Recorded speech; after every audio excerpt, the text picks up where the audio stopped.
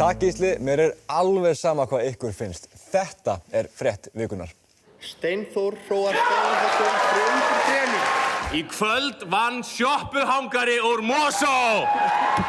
Gott fólk, við getum sleppt því að kjósa í Reykjavík í vor. Á meðan gamaldags aðferðir eins og prófkjör og nefndir eru notaðar til að velja fólk á lista, þá hafa æðri máttavöld gripið í taumana hjá Sjálfstæðisflokknum. Ég trúi því að þú sér maður sem sé útvalinn af Guði. Þetta er skrítið að segja þetta. Það stórt sagt. Já, stórt sagt vegna þess að ég skil ekki að því að þetta er fyrsta skipti sem ég hitti þig. Höfum á hreinu að það líka mjög skrítið að segja þetta við fólk sem maður hefur hitt oftar en einu sinni. Í sama viðtali sagði Eyþór að vilji Guðs hafi ráðið för þegar hann fór í framboð og þið vitið hvað ég segja, maður á alltaf að gera það sem raddirnar í höfðinu segja mann að gera. En Eyþór, ertu vissum að Guð hafi sagt þér að fara í framboð? Ertu vissum að þetta hafi ekki verið Guðlaugur Þór? Þetta eru skemmtileg tíðindi í ljósi þess að á landsfundi Sjálfstæðisflokksins fyrir 5 árum þá felldi flokkurinn úr gildi tillögu sem fjallaði að öll lagasetning ætti að taka mið af kristnum gildum. Guð almáttugur tekur stórar ákvarðanir fyrir Eyþór og það má velta fyrir sér hversu mikla samleið hann á með Sjálfstæðisflokknum. Flokkurinn á sæti í ríkisstjórn sem ætlar að setja fjármagn í borgarlínu sem Eyþór kallar 19. aldar hugmynd og ríkisstjórnin ætlar að skoða að byggja flugvöll í Hvassahrauni en Eyþór vill flugvöllin áfram í Vatnsmýri. Það verður því spennandi að sjá hvort Sjálfstæðisflokkurinn styðji Sjálfstæðisflokkinn í kosningunum í vor. Og næst þetta. Í alvöru? Íslensk stjórnvöld hafa undantekningarlaust samþykkt óskir vopnaflutninga íslenskra flugfélaga þótt margar vopnasendingarnar brjóti í bág við lög og alþjóðasáttmála. Í alvöru? Í einbaðinu í Sundhöllinni í Reykjavík tók árvökull gestur eftir því að flísar voru að fara að hrynja úr loftinu og skipaði öllum að fara úti í snatri.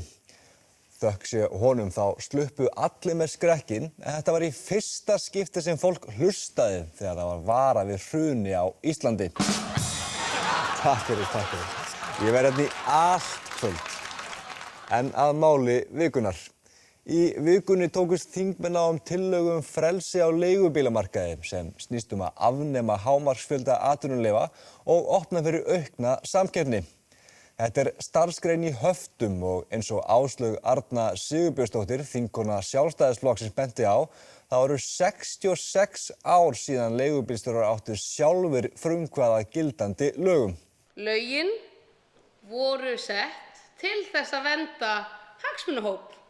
Og það var bara það sett í fyrstu 2 línu greinargerðarinnar.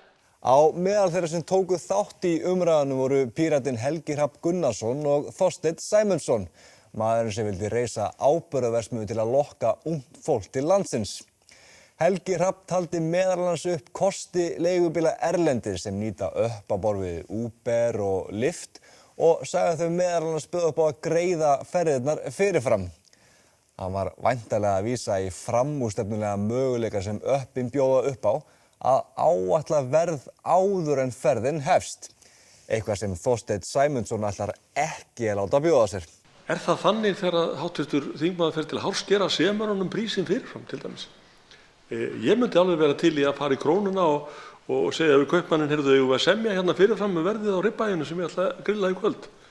Hvert ætlum við að fara með þessu? Ætlum við bara að taka upp hérna alls þeirra brútmarkað? Ég segi það, verðmerkt kjöt, viljum við það?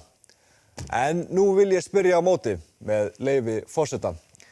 Er það þannig þegar háttvirtur þingmaður fer í klippingu að þá ræsir hárskerinn gjaldmæli? Það eina sem var betra en þessi ræða var mögulega svipurinn á Jóni Þór á meðan hún var flutt.